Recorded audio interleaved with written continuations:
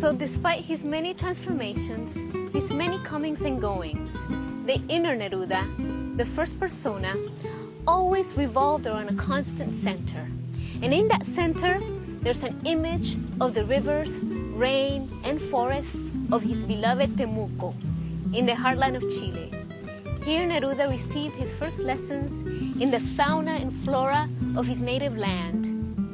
The dense foliage, the moist earth, as well as a strong gust of wind blowing through these desolate terrains, filled his childhood memories with the images and symbols that would make up his unique poetic style. So regardless of his many travels and years living abroad, for Neruda visited almost every country in the Americas, as well as in Europe and the Far East, his soul never really left Temuco. This is the place where his poetic imagination would return over and over again. To that land, moistened by constant rains and filled with the aroma of fresh cut wood. This is where his story began, the genesis, if you will, of Pablo Neruda, his true birthplace.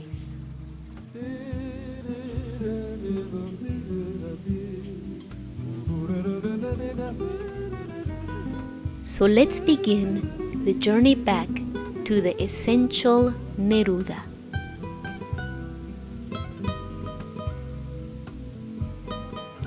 Ricardo Neftali Reyes, who would later adopt the pseudonym of Pablo Neruda, was born on July 12, 1904 in Parral, located in the Central Valley of Chile. At that time, Parral was a small town surrounded by abundant vineyards. His father, José del Carmen Reyes, was a man with an imposing stature, calm eyes, and golden beard, as Neruda himself liked to recall. Very early in life, he had left the paternal farmlands to work on the docks, finally settling down into the position of freight train conductor in the town of Temuco many years later.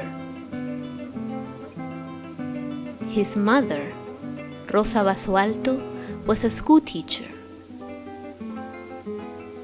However, she would die only 2 months after the boy was born, defeated by a bout of tuberculosis.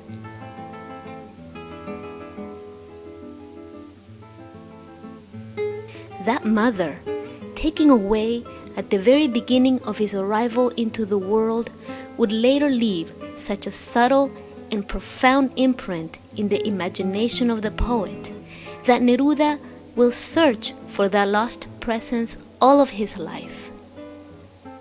In the family household, the boy finds old photos of his mother in an old trunk, a memory he would later record in his autobiography.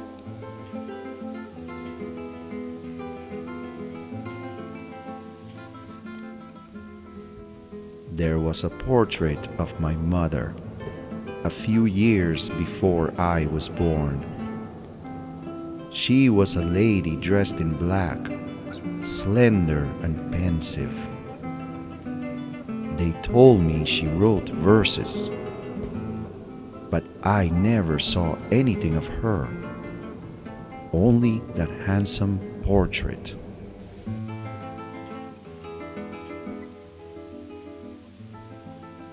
That portrait will come to life in the imagination of the boy and later the man many times over, and will assume various feminine disguises in his poetry.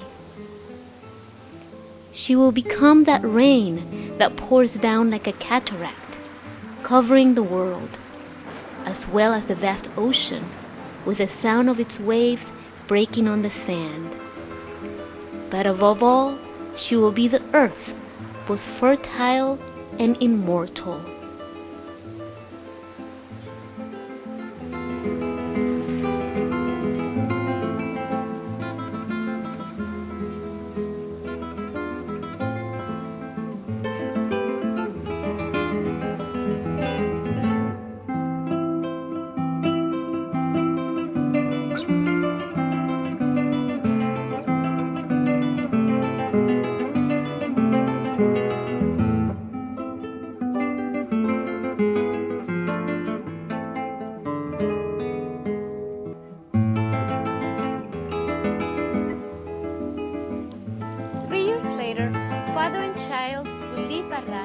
to go live in Temuco, located much further south and considered to be the farthest outpost of Chilean life.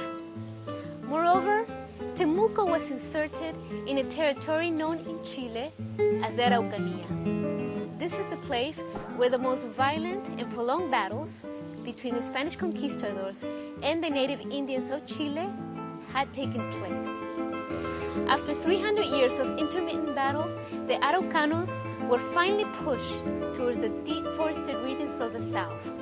However, instead of being perceived as a defeated race, the image of the Araucanos would grow to have mythical proportions in the eyes of the Chilean people. And so Neruda, the child, would grow to have a very close contact with the Araucanos and their culture. But the Araucanos were not the only people that populated these lands. Over the years, in the sort of far west of the Chilean territory, many immigrants from all parts of the world had come to settle in. These immigrants included Germans, Irish, Polish, and Sepharditas, that is, Jewish families that had been living in Spain since medieval times and had migrated to the New World.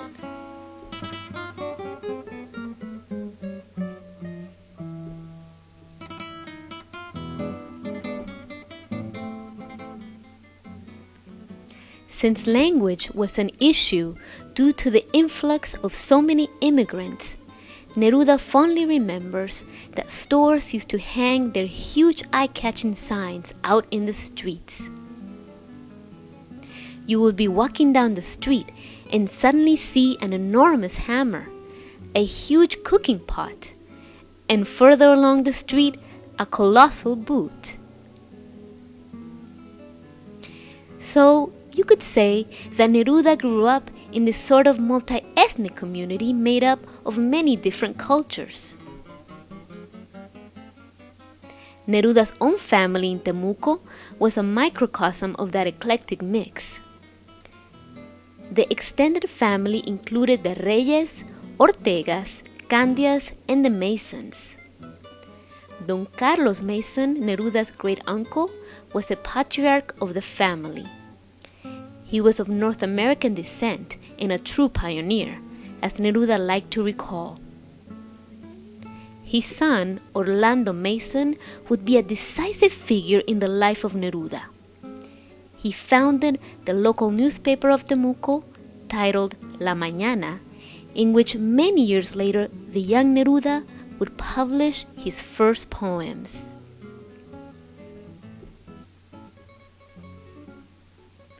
In 1906, Neruda's extended family, already very numerous, would grow even more when his father, José del Carmen, married Trinidad Candia Marverde. Neruda fondly remembers her as the guardian angel of his childhood. Neruda would learn to call her affectionately La Mamadre, a combination of the word mother and stepmother. In the years to come, Neruda would be joined by a brother, Rodolfo, and a sister, Laura.